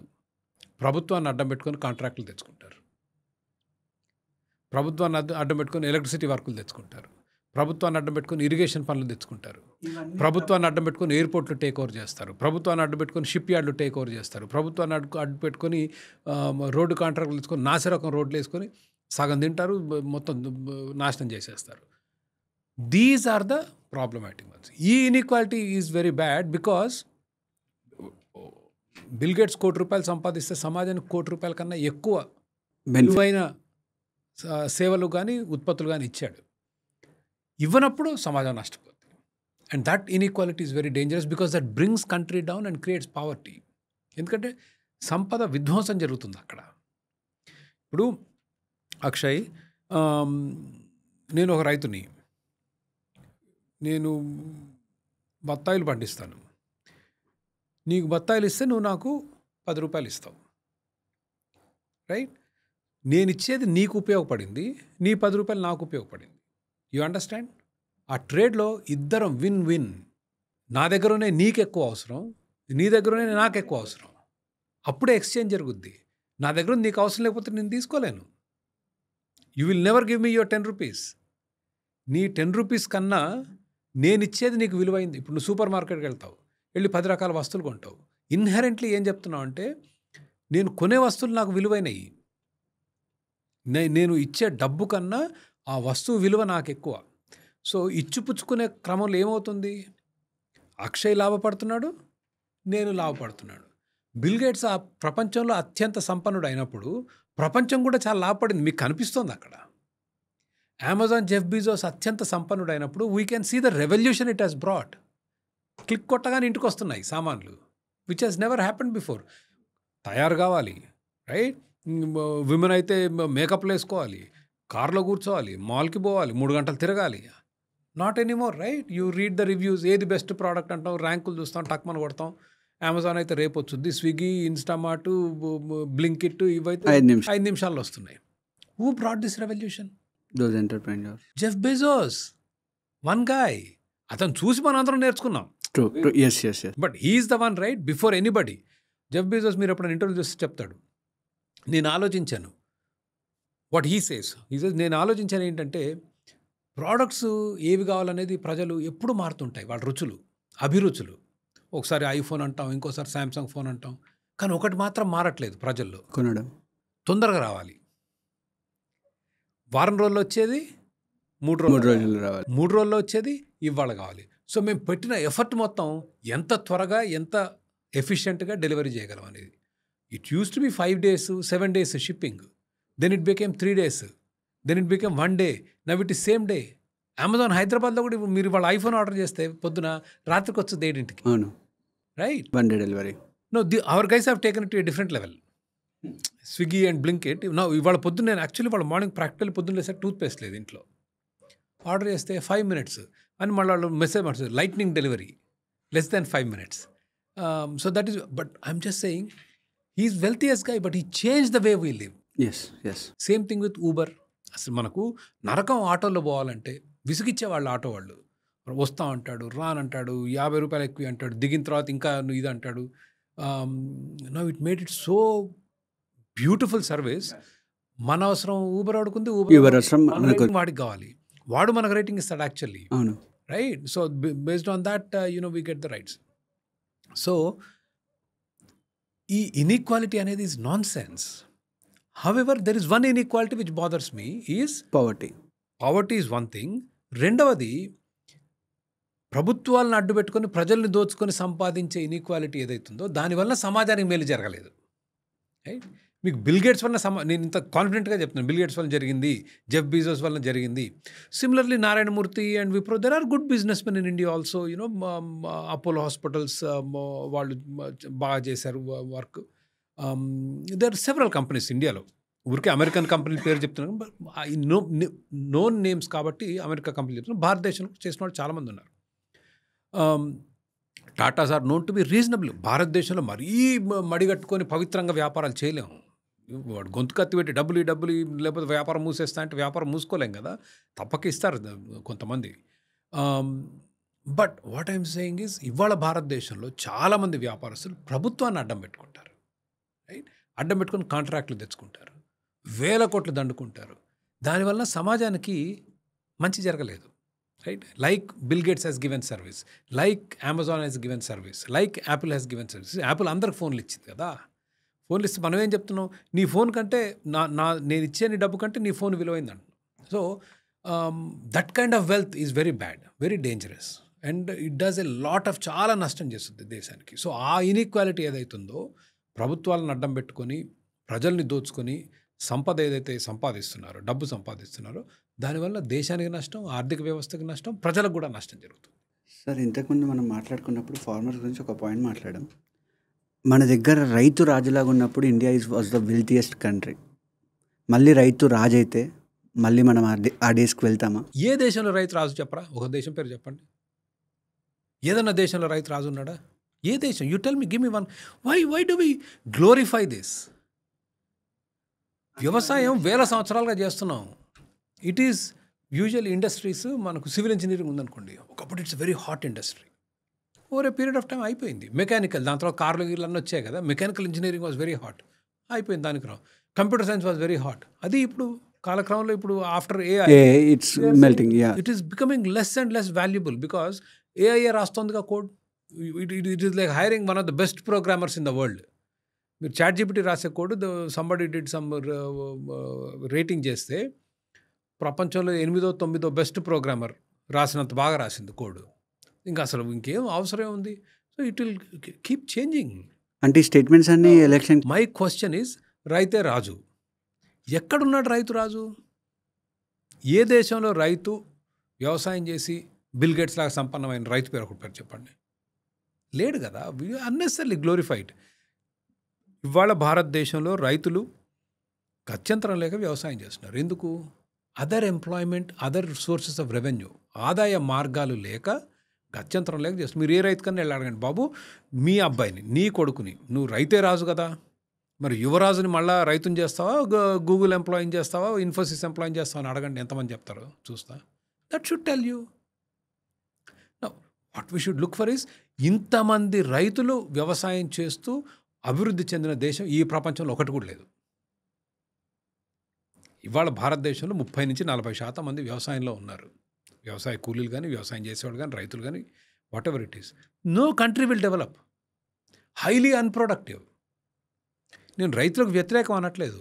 రైతులకు లాభాలు రావాలంటే ప్రొడక్టివిటీ పెరగాలి. 2 ఎకరాల్లో వాడు 2000 ఎకరాల్లో చేస్తేనే వాడు తిండికి వెళ్ళట్లేదు. అమెరికాలో 2000 ఎకరాల్లో, మనం 2 ఎకరాల్లో ఎట్లా బతుకుతాం? కష్టం కదా. So our productivity has to go up, or రైతుల సంఖ్య తగ్గాలి, రైతులు వేరే రంగాల్లోకి రావాలి. లైక్ ఇప్పుడు చైనాలో మ్యానుఫ్యాక్చరింగ్ సెక్టర్ ఇస్ హ్యూజ్. మనం చావదబ్బేసాం మన మ్యానుఫ్యాక్చరింగ్ సెక్టర్. మన కళ్ళ ముందే నాశనం చేసుకున్నాం. వాడే అంత ముందుకు వెళ్ళిపోయాడు. మన లేబర్ లాస్, మన టాక్సేషన్ లాస్, మన కరప్షను, ఎక్స్పోర్ట్ ఇంపోర్ట్ టారిఫ్లు, రెస్ట్రిక్షన్స్, నానా రకాల చెత్త చెదారం పెట్టి దాన్ని సర్వనాశనం చేసి నడవటం అసాధ్యంగా ఉన్నాయి. ఇప్పుడు బొటాబొటిగా నడుస్తాయి, ఏదో అంతంత మాత్రంగా. Compare to China we are nothing. There is manufacturing sector in India కాదనట్లేదు, but compare to China we are nowhere. పోటీ పడలేకపోతున్నాం కదా. ఆ పోటీ పడే సంస్థలు కూడా రకరకాల రెస్ట్రిక్షన్స్, ఏది ప్రొటెక్షన్స్, ఇంపోర్ట్ ప్రొటెక్షన్స్ అవి. సో రైతే రాజు అనేది is just a glorification. We need to get out of that mind set. So Karl Marx దగ్గర నుంచి మనం నేర్చుకోవాల్సిన విషయాలు ఏంటి? ఏమీ లేవు. Maybe I'll take that back. Karl Marx దగ్గర ఏమి నేర్చుకోవచ్చు అంటే, ఒక అరాచకపు సిద్ధాంతం కోట్లాది జీవితాలను తీసుకుంది. దిస్ ఈజ్ డాక్యుమెంటెడ్, నేను చెప్పేది కాదు. సోవియట్ యూనియన్లో 10 లక్షల మంది చనిపోయారు. చైనాలో 10 లక్షల మంది చనిపోయారు. It is a very violent philosophy. కంబోడియాలో almost 1 in 7 people have been killed. So it is very violent. Now Karl Marx సూత్రీకరించింది ఏంటంటే, now let's go back to the capitalistic society and overlay ఎక్కడ కమ్యూనిజం ఎక్కడ విభేదిస్తుంది. So మనం ఒక ఉత్పత్తి చేసాం, ఒక పెన్ను తయారు చేసాం. ఈ పెన్నులో రకరకాల రా మెటీరియల్స్, ఇది తయారు చేసేది ఒక ఫ్యాక్టరీ, దీనికి అంతా ఒక ఖర్చు అవుద్ది. సో దీంట్లో మనుషుల శ్రమ చాలా ఉంటుంది కదా. దాన్ని ఈ pen 10 rupees, raw material cost 4 rupees. ఇది దీంట్లో ముడి సరుకు ఏదైతే వాడామో 4 రూపాయలు. మనుషులు పెట్టిన శ్రమ, the labour I engage to make this, వాళ్ళు 4 రూపాయలు. అయిపోయింది, 8 రూపాయలు అయిపోయిందా? 2 రూపాయలు ఎవరు తీసుకున్నారు? ఈ పెన్నుల ఫ్యాక్టరీ పెట్టినవాడు. వీడు శ్రమ దోపిడీ చేస్తున్నాడు. ఆ 2 రూపాయలు ఏదైతుందో శ్రమ దోపిడీ అంటే, ఈ 2 రూపాయలు పనిచేసిన వాళ్ళకి చెందాలి. You understand? ఎవరికైతే 4 రూపాయలు ఇచ్చామో దేవర్ చీటెడ్, దేవర్ లూటెడ్, దేవర్ ఎక్స్ప్లాయిటెడ్. వాళ్ళు దోపిడీకి గురయ్యారు. ఎట్లా? ఈ పెన్ను ఫ్యాక్టరీ పెట్టినోడు మూలంగా. సోషలిజంలో కనీసం మీన్స్ ఆఫ్ ప్రొడక్షన్ ఒకరి దగ్గర ఉండదు. బట్ కమ్యూనిజం ఏం చెప్పిందంటే, హింస ద్వారా ఈ క్లాస్ ఆఫ్ పీపుల్ ఎవరైతే ఉన్నారో, బూర్జువా అంటే ఈ రూలింగ్ క్లాస్, వీళ్ళు అధికారం, డబ్బు చేతిలో పెట్టుకొని కార్మికుల్ని, వాళ్ళ శ్రమని దోపిడీ చేస్తున్నారు. మన దగ్గర కమ్యూనిజం లేకపోయినా జరుగుతుంది కదా. సో శ్రమను దోపిడీ చేసినప్పుడు వాళ్ళని చంపేయాలి. And they kill everybody. They kill teachers, they kill lawyers, they kill doctors. కోటాలు పెట్టుకొని చంపేశారు. మరీ కంబోడియాలో అసలు అందరు చంపేవాళ్ళంతా ఇంకా మనుషులు లేక కళ్ళద్దాలు పెట్టుకున్న వాళ్ళు కూడా చంపారు. కళ్ళద్దాలు బికాజ్ నా కళ్ళద్దాలు వచ్చి you must be educated. So class warfare, వర్గ పోరాటంలో బూర్జ్వాలు, ఈ ఈ భూస్వాములు, భూములు ఉన్నవాళ్ళు. మై క్వశ్చన్ ఈజ్, ఈ ₹2 ఏదైతుందో పైన అది ఎందుకు శ్రమ దోపిడీ కాదు? What people don't realise is, పెన్నుల ఫ్యాక్టరీ ఊరికే రాదు. ఆ ఫ్యాక్టరీకి పెట్టుబడి పెట్టాలి. ఇది పెట్టుబడిదారి వ్యవస్థకు వ్యతిరేకంగా వచ్చిన కమ్యూనిస్ట్ భావజాలం. పెట్టుబడి ఎక్కడి నుంచి వచ్చింది? ఎవరైనా ఒకరు ఇన్వెస్ట్ కానీ నీకు ఇప్పుడు అక్షయ్, నాకు మంచి బ్రిలియంట్ ఐడియా ఉంది, ఈ పెన్నుది 10 లక్షలు పెట్టుబడి కావాలి. నీ దగ్గర 10 లక్షలు ఎట్లా వస్తాయి? కష్టపడి సంపాదిస్తేనే వస్తాయి. అవును. నీ అవసరానికి మించి సంపాదించాలి. You understand? నీ అవసరం నెలకి ₹1,00,000. నువ్వు 2 లక్షలు సంపాదిస్తే నీ ₹1,00,000 ఖర్చు పోగా మిగిలిన ₹1,00,000 ఆదా చేస్తే 10 లక్షలు వస్తాయి. అంతే కదా? అదే పెట్టుబడి. అదంతా వదిలేసి ఇప్పుడు ఓ బిల్డింగ్ ఉంది, అద్దెకిచ్చా. అద్దెకున్న వాళ్ళు ఏమంటారంటే, ఓరే నేను సంవత్సరం అంతా కష్టపడి నేను జీతం సంపాదించి భార్య పిల్లల్ని పోషిస్తూ నువ్వు ఒట్టి తిని కూర్చుంటున్నావు, అద్దె తీసుకుంటున్నావు అంటాడు. Building owner is not doing anything. భూస్వామి కూర్చొని తింటున్నాడు. You understand? బట్ బిల్డింగ్ ఎక్కడి నుంచి వచ్చింది? బిల్డింగ్ గాలి నుంచి ఊడిపడలేదు కదా. You understand? బిల్డింగ్ కట్ట నువ్వో మీ నానో మీ తాతో ఎవరో కష్టపడాలి కదా. ఓ మీ నాన్న కష్టపడితే నువ్వు తిని కూర్చుంటావా? That's next level of argument. You understand? మీ తాత కష్టపడ్డాడు, దాంతో మీ నాన్న అనుభవించాడు, మళ్ళీ నువ్వు అనుభవిస్తే ఏ విధంగా ఫెయిర్? వీడు ఇంత కష్టపడుతున్నాడు. ఓకే, ఫెయిర్ ఆర్గ్యుమెంట్ కదా. ఓకే, మీ తాత కష్టపడి సంపాదించాడు, ఎవరికి రావాలా డబ్బు? ఎందుకు సంపాదించాలి? మీ తాత ఎందుకు సంపాదిస్తారు? ఇప్పుడు మీ ఫాదర్ ఉన్నాడు, నా పిల్లలు బాగుండాలి కాబట్టి నేను కష్టపడతా, అందరూ అనేదే కదా. ఇది ఎప్పుడు వింటాంగా.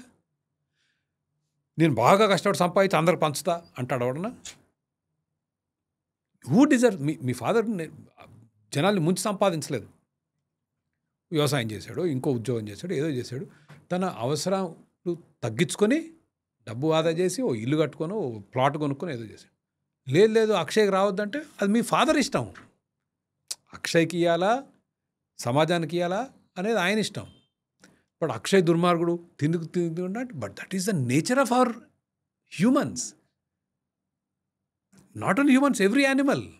ప్రతి జంతు, ప్రపంచం ప్రతి జంతువు కూడా తమ పిల్లలకు మంచిగా ఉండాలి. Because they live through. మన సర్వైవల్ ఏంటంటే మనం చనిపోయిన తర్వాత మన జీన్స్ ఎట్లా సర్వైవ్ అవుతాయి? మన పిల్లల ద్వారా, సమాజం ద్వారా కాదు, మన పిల్లల ద్వారా. That is the nature. So this whole communist ideology goes against the nature. మనిషి సహజ గుణాలకి వ్యతిరేకంగా వచ్చింది కాబట్టి it is very violent and it has killed tens of lakhs. So no, there is nothing in Karl Marx I admire. It's completely flawed ideology. It has done సమాజాలకి, ప్రపంచాలకు, దేశాలకు అపారమైన. నువ్వు ఒక్క కమ్యూనిస్ట్ దేశం చెప్పు, ప్రజలు చాలా సంతోషంగా సంపదతో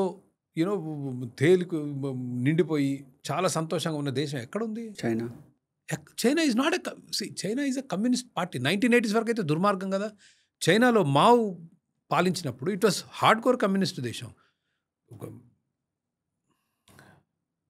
by some measures 30 million people died in China.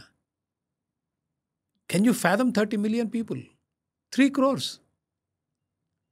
Great famine is created by the Chinese Communist Party. పిచ్చుకల్ని చంపేశారు. పిచ్చుకల్ని, స్పారోస్. ఏంటంటే ధాన్యం తింటున్నాయి అంటారు. Are you serious? Yes, that has brought untold misery to that country.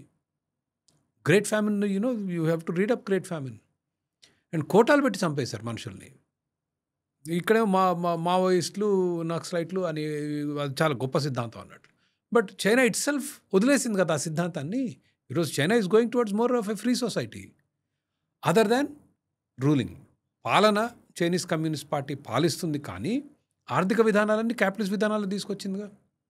That is how it is prospering. So probably మానవ సమాజానికి అత్యంత హాని చేసిన వాళ్ళు అసలు హిట్లర్ ఎక్కడ దగ్గరలో కూడా ఉంటాడు. హిట్లర్ ఈజ్ నథింగ్ వీళ్ళ ముందు. స్టాలిన్, మావ్ వీళ్ళు చేసిన మారణ హోమాల ముందు, పోల్ పాట్ వీళ్ళు చేసిన మారణ హోమాల ముందు అసలు హిట్లర్ తేలిపోతాడు. సో కార్ల్ మార్క్స్ మూలంగా జరిగిన నష్టం ఇంకే మానవుడు చేసుండడు. ఒక సిద్ధాంతంలో ఉన్న శక్తి అటువంటిది. ఇవి తప్పు సిద్ధాంతం can do a lot of harm to human civilization. Thank you sir. Thanks a lot for your time. Thank you Akshay. Thank you sir.